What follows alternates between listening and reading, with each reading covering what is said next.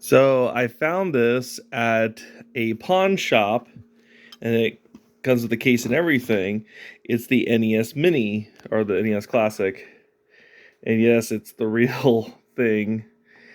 Um, when I saw it, I was like, "Oh my gosh, it's there's an NES Mini," and I put it on layaway for $99. I managed to pay it off right away. I just didn't have the money at the time, so I'm like, "I'll wait till next payment." So sadly, it does not come with the original controller that came with it. It comes with like this wireless one that takes batteries, and it comes with like these wireless adapter thingamajigs. But it does come with the original um, outlet at least. I did order the um, the original controller that was supposed to go to this, and they sell it for like $80. And I'm like, that costs us just as much as I spent on this. So now I actually have both the SNES Classic and the NES Classic, and I tried it out. It works non-modded, not modded at all, which is fine by me. Um, so yeah, I finally got one. I've been really finding some good deals on stuff I can find. Most of the stuff I end up buying is at the pawn shop, and the pawn shop, you'd be amazed what you can find. Like I found Mario Party RPG sealed copy for like factory sealed for $26. $26? Are you shitting me? And then I bought Luigi's Mansion 2 HD for $41. It's amazing what you can find. Right now my shelf is now full. Now I'm stacking everything up top. And I think I have another Wii U game coming in. Not much left on that. Um, I'm looking for Wii Party U. Yeah, people are selling that for a high price. I mean, I could afford it if I have the money to spare.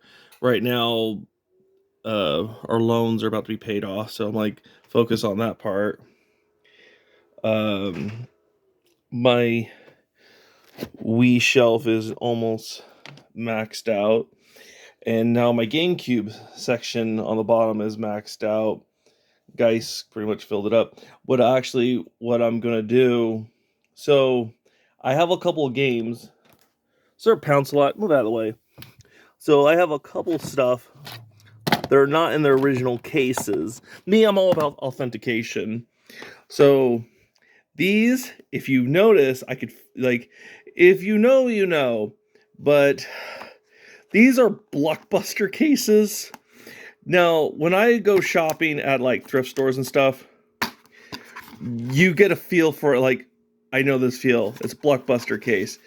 It has like a rough texture on the outline here. Like, it has like a rough texture of the plastic. And these are Blockbuster cases. And what's funny is this one comes with a manual and everything. This one has everything. Um, but it does not belong.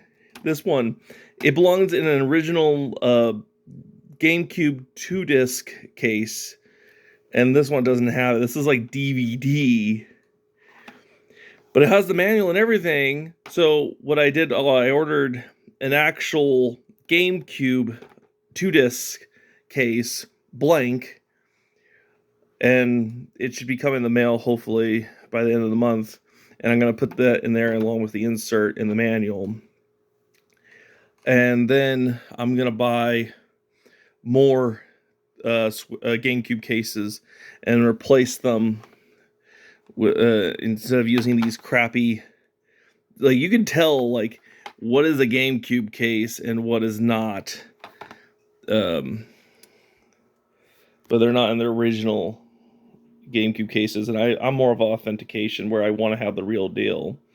And then I had um, a spare. So when I bought this, the case was badly damaged, and I had a spare DS case.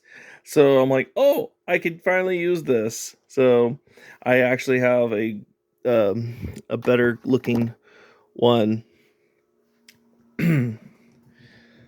But yeah, my collection is growing at a rapid pace. And what's funny, my wife used to say, "Oh, you have an expensive hobby," and that's because I was buying Funko Pops, and I said, "Don't think I have an expensive hobby. You have not seen my true hobby."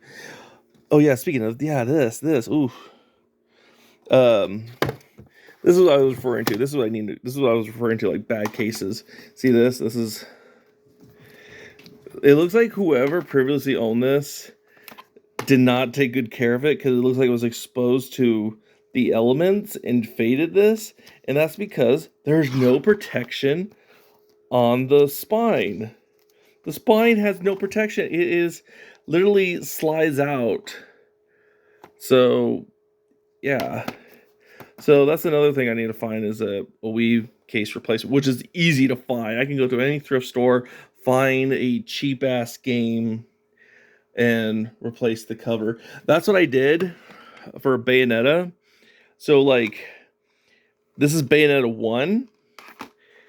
And what's funny is that I bought um a game, Disney Infinity, just for its case because it was dirt cheap, and I ended up returning a game that was ended up being broken um to replace the case with. So now I just had a freaking Disney Infinity game, not to don't know what to do with it. But then I needed the case for my Bayonetta because it does come with this, but I wanted a case by itself, and I bought one online for the insert and everything, but it came with a Wii case, and I'm like, this does not belong to it. So I end up taking out the Wii Infinity inserts and manual and put it in there, and to put the insert in there. So now I have a Bayonetta slot right next to Bayonetta 2, and it's actually pretty good. Like, it's actually got everything on the back. It looks like a real thing, but you could actually spot it. It's not authentic because it's a lighter shade than the rest. So you could definitely spot it being fake. So that's pretty much the update on my collection. I think I'm gonna eventually buy a bunch of inserts of like sheets for these sleeves, and then I need a new shelf so I can put all. I'm shoving like all the Xbox and all the PlayStation games on top of the GameCube. So that's the update on my collection.